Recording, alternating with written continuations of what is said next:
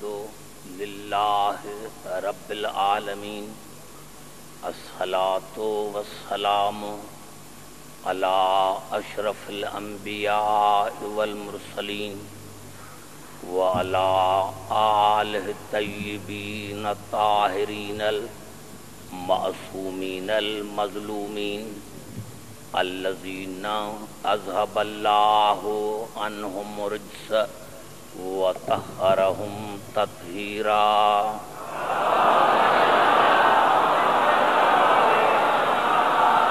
اما بعد فقد قال اللہ سبحانہ وتعالی فی محکم کتابہ المبین. بسم اللہ الرحمن الرحیم. وَكَيْفَ تَكْفُرُونَ وَأَنْتُمْ تُتْلَى عَلَيْكُمْ آيَاتُ اللَّهِ وَفِيكُمْ رَسُولُهُ وَمَنْ يَعْتَصِمْ بِاللَّهِ فَقَدْ هُدِيَ إِلَى صِرَاطٍ مُسْتَقِيمٍ. درود پڑھیں محمد راز.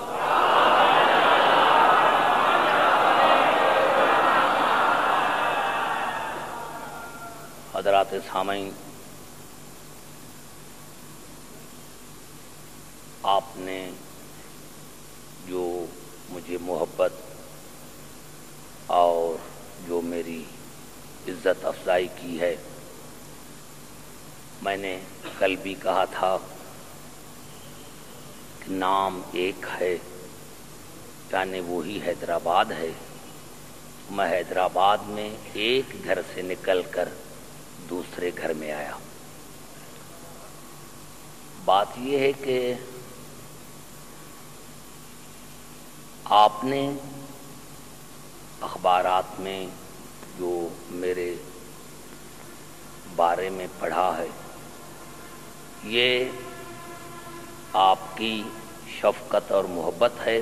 حالانکہ میں اہل زبان بھی نہیں ہوں، لیکن ہاشم بھائی نے، آپ حضرات نے جس محبت کے ساتھ مجھے بلایا ہے، پوری کوشش کروں گا کہ آپ کی سماعت کا جو معیار ہے اس پر میں پورا اتروں.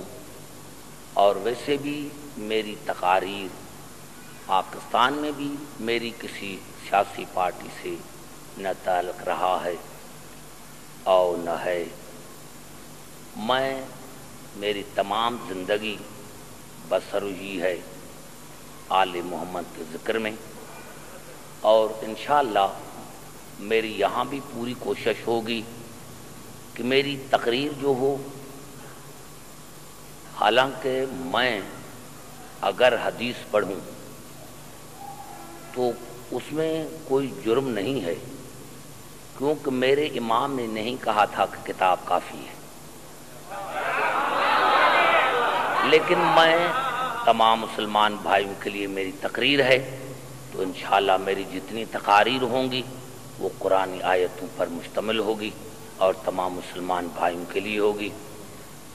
میں نے اپنے عنوان میں جو آیت رکھی ہے وہ سورۃ آل عمران کی آیت ہے جس کا نمبر 100 ہے.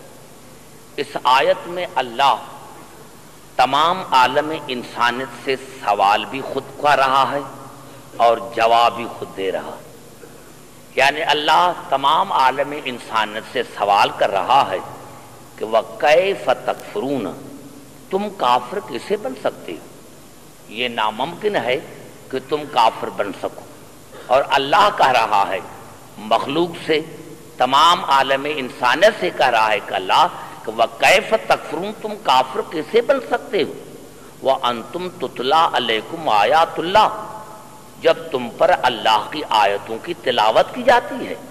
تم میں میرا قرآن ہے، جو میرا قرآن ہے، وَفِيكُمْ رَسُولُ، اور تم میں میرا رسول موجود ہے، تھا نہیں ہے. تم کافر کس طرح بن سکتے ہو؟ تم کافر کیسے ہو سکتے ہو؟ یہ 1400 برس پہلے ان سے آیت مخاطب تھی جو اس زمانے میں موجود تھے، اور یہ آیت آج ہم سے مخاطب ہے. اور یہ آیت جو ہے یہ قیامت تک موجود ہے اور رہے گی. اور آنے والے جتنے بھی انسان ہیں ان سے یہ آیت سوال کرتی رہے گی کہ تم کافر کیسے بن سکتے ہو، تم کافر کیسے ہو سکتے ہو جب تم میں قرآن بھی ہے اور میرا رسول بھی موجود ہے۔ تھا نہیں، ہے، جب ہے تو پھر ہے۔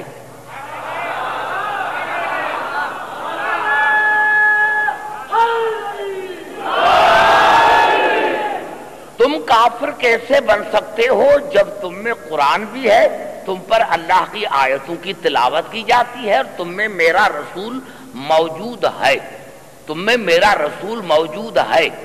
اور وَمَن يَعْتَصِم بِاللَّهِ فَقَدْ هُدِيَ إِلَىٰ صِرَاطٍ مُسْتَقِيمٍ، اور پھر جس نے اللہ کی رسی کو مضبوطی سے پکڑ لیا، جس نے اللہ کو پکڑ لیا، فَقَدْ هُدِيَ إِلَىٰ صِرَاطٍ مُسْتَقِيمٍ، تو یقیناً اس کو ہدایت کی گئی صراط مستقیم کی طرف۔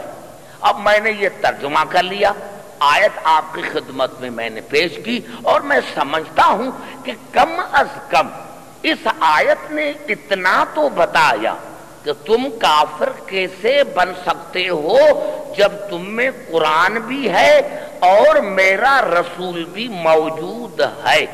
پتا چلا قرآن نے اتنا تو بتا دیا کہ جس نے بھی دونوں چیزوں میں سے ایک کو چھوڑا ہے وہاں ہمیشہ کفر کا اندیشہ رہے۔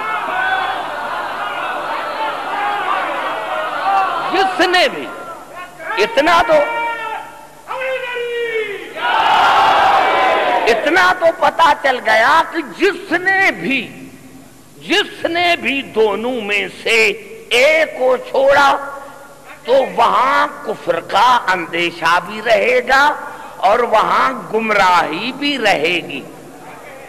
دونوں میں سے پتا چلا، اور آپ نے اندازہ لگایا کہ کتنی مطابقت ہے قرآن میں اور رسول میں، قرآن میں اور رسول میں کتنی مطابقت ہے کہ اللہ نے جو سوال پوچھا تھا، یعنی ہدایت وہاں ہوگی جہاں قرآن ہوگا، رسول ہوگا، صراط مستقیم پر وہی ہوگا جہاں قرآن اور رسول دونوں ہوں گے۔ اور کتنی مطابقت ہے، میں تو کہہ رہا ہوں کہ پہلے رسول کا ذکر ہوتا، بعد میں قرآن کا ذکر ہوتا کہ تم کافر کیسے ہو سکتے ہو جب تم میں رسول بھی موجود ہے اور قرآن بھی موجود ہے۔ لیکن یہاں اللہ نے پہلے قرآن کا ذکر کیا، بعد میں رسول کا ذکر کیا، پہلے قرآن کا بعد میں رسول کا۔ اور کتنی مطابقت ہے رسول میں اور قرآن میں کہ جب رسول نے بھی کہا تو یہی کہا کہ انی تارکن فیکم ثقلین کتاب اللہ و اطرتی اہل بیتی۔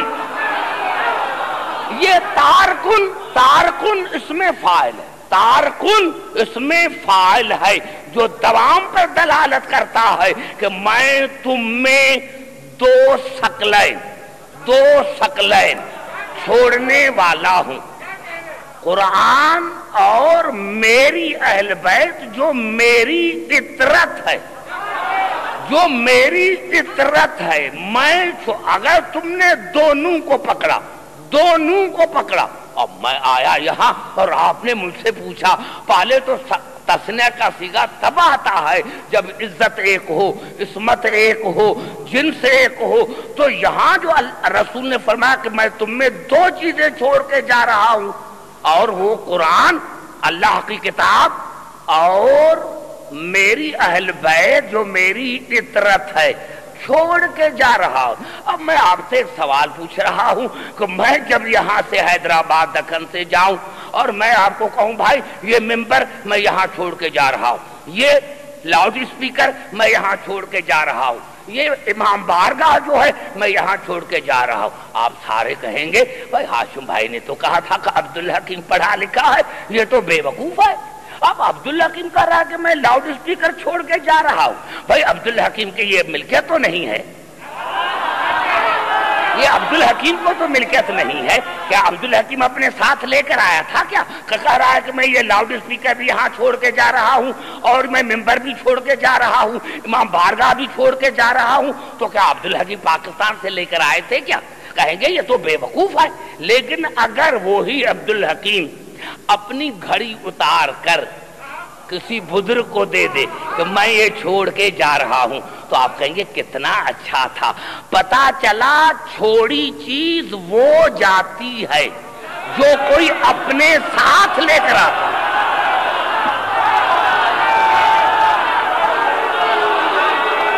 پتا چلا قبلہ، پتا چلا، پوری توجہ چاہ رہا ہوں، پتا چلا چھوڑی چیز، پوری توجہ، پوری توجہ چاہ رہا ہوں، پتا چلا آپ نعرے کم لگائیں تک آپ کو میں زیادہ مواد دے سکوں۔ میں نے کہا کہ چھوڑی چیز وہ جاتی ہے جو آدمی اپنے ساتھ لے کر آتا ہے۔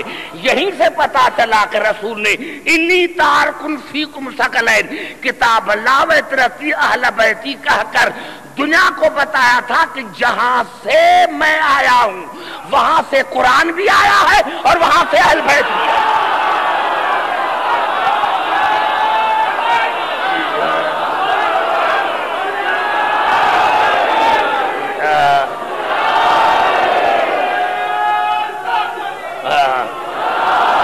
جہاں سے میں آیا، جہاں سے میں آیا ہوں وہاں سے قرآن بھی آیا ہے اور وہاں سے اہل بیت بھی آئے، جہاں سے میں آیا ہوں۔ اب قبلہ تمام مسلمان بھائیوں کے لیے اگر آپ جو ہے میرا ساتھ دے لیکن خاموشی میں، تاکہ میں 14 آیتیں پڑھ کر ایک نتیجہ نکالنا چاہتا ہوں کہ ثقلین جب کہا کر تو کم از کم جتنے میرے مسلمان بھائی ہیں ان کو اتنا تو ماننا چاہیے کہ یہ رسول جو ہے قرآن جیسا ہے، کم از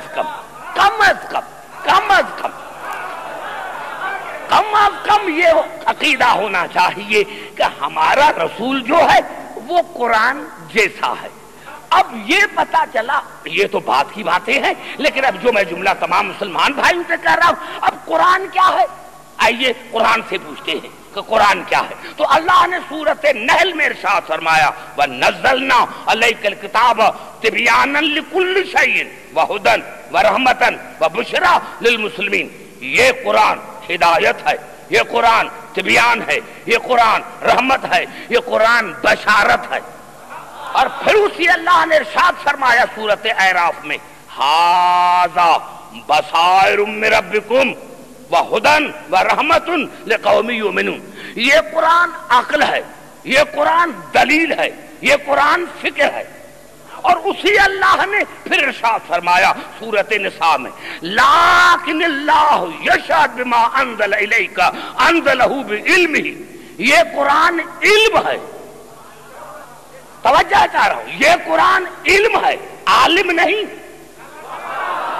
یہ قرآن علم ہے، پوری توجہ چاہ رہا ہوں، یہ قرآن تبیان ہے، ہدایت ہے، بیان ہے، اور یہ قرآن بصیرت ہے، عقل ہے، دلیل ہے، فکر ہے۔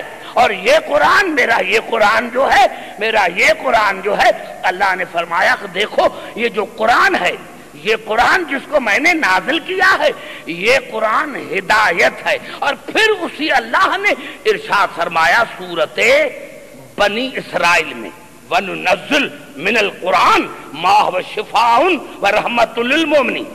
یہ قرآن رحمت ہے اور یہ قرآن شفا ہے۔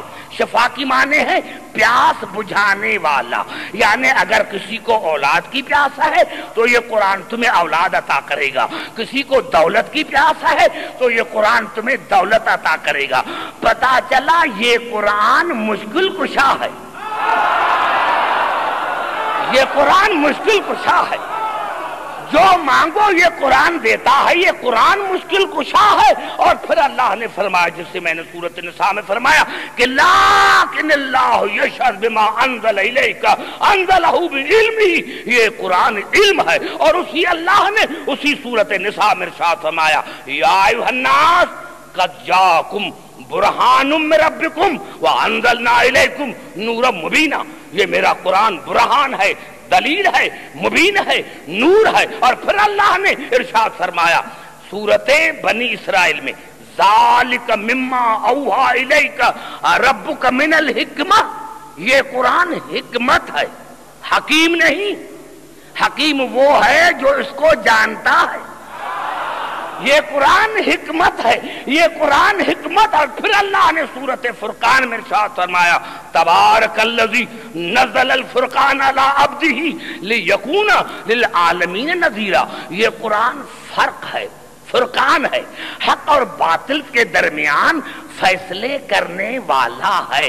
یہ قرآن پوری توجہ تمام مسلمان بھائیوں کے لیے، یہ قرآن فرقان ہے، حق اور باطل کے درمیان فیصلہ کرنے والا ہے۔ اور پھر ارشاد ہوا، اسی اللہ نے قرآن کے لیے ارشاد فرمایا سورۃ طٰہٰ میں طٰہٰ ما انزلنا علیک القرآن لتشقیٰ۔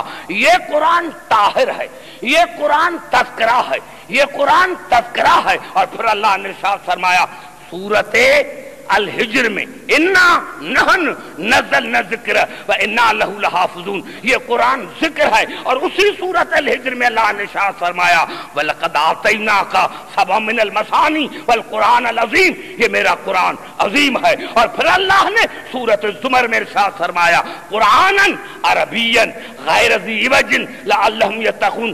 اگر تم متقی بننا چاہتے ہو تو پھر مان لو کہ یہ میرا قرآن بے عیب ہے، اس قرآن میں کوئی عیب نہیں ہے، اس قرآن میں کوئی عیب نہیں ہے، یہ میرا قرآن بے عیب ہے، یہ میرا قرآن بے عیب ہے۔ اور پھر سورۃ حامیم سجدہ میں ارشاد ہوا لا یاتیہ الباطل من بین یدیہ ولا من خلفہ تنزیل من حکیم حمید۔ اس میرے قرآن کے آگے پیچھے دائیں بائیں شیطان کا کوئی گزر نہیں، کیونکہ یہ میری موسوم کتاب ہے، یہ میری موسوم کتاب ہے، یہ میری موسوم کتاب ہے۔ اب میں تمام مسلمان بھائیوں سے ایک سوال پوچھنا چاہتا ہوں کہ یہ قرآن جو ہے یہ بشارت بھی ہے، یہ عقل بھی ہے، یہ فکر بھی ہے، یہ علم بھی ہے، یہ موسوم بھی ہے، یہ بے عیب بھی ہے۔ اب دو آیتیں جان بوجھ کر نہیں پڑھ رہا ہوں، اب میں تمام مسلمان بھائیوں سے ایک عرض کرنا چاہتا ہوں کہ جو قرآن ہے، جو